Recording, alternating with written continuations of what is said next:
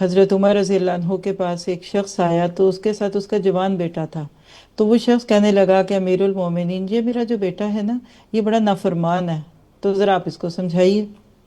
تو جب حضرت عمر اس کی طرف متوجہ ہونے لگے تو اس ینگ لڑکے نے کہا کہ امیر المومنین، آپ مجھے جو کہیں گے میں سنوں گا، لیکن پہلے میرے ایک سوال کا جواب دے دیں کہ بینگ اے کڈ یا بینگ بچہ ہونے کے ناطے میرے کیا حقوق تھے میرے باپ کے ذمے. اب یہ سوال ایک اچھا. بڑا نیچرل کوشچن ہے. ہوں. تو اس پہ حضرت عمر نے 3 جواب دیے جو اگر سننے والے بھی اپنی انگلیوں پہ لکھ لیں تو مجھے لگتا ہے ہماری ساری لائن آف ایکشن ٹھیک ہو جائے گی. انہوں نے کہا کہ تیرا پہلا حق کیا ہے. اب ذرا آپ سب سوچئے، ہم تو سوچیں نا پہلا حق اچھی تربیت کرے، نہیں.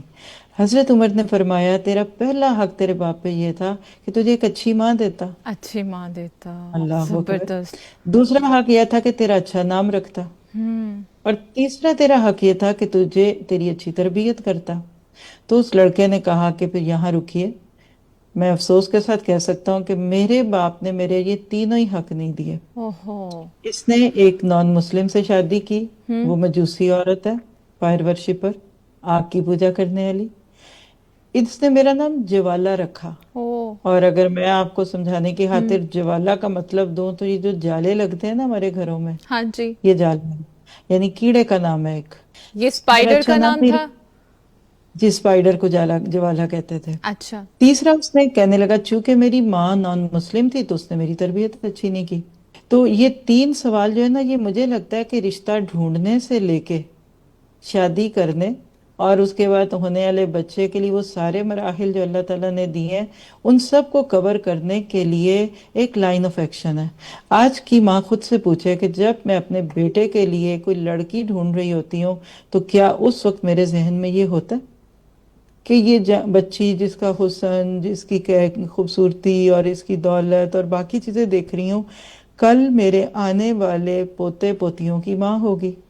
سیم تھنگ ایک لڑکے کے لیے بھی. ایک لڑکا کالج سے یونیورسٹی میں گیا، اس کو ایک بڑی چلبلی سی لڑکی پسند آ گئی، وہ کہتا مجھے اس سے شادی کرنی ہے.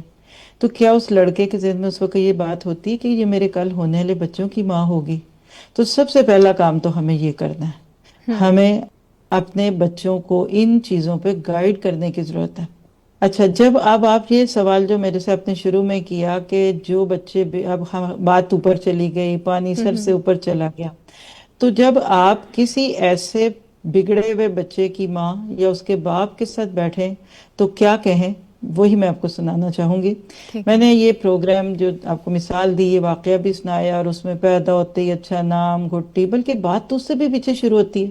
ہوں. اسلام تو آپ کو اتنی پرسنل گائیڈ لائن دیتا ہے کہ ایک شوہر اپنی بیوی کے پاس آتا ہے تو اس کو دعا سکھا دی کہ اللہم جنبنا الشیطان وجنب الشیطان ما رزقتنا، اللہ کہ اکبر. اللہ ہمیں اور بالکل. ہم دونوں کو بھی اس ہوں. معاملے میں حد سے نہ بڑھانا، اور اگر کوئی بچہ ہمارے نصیب میں تو اس کو تو شیطان سے بچانا.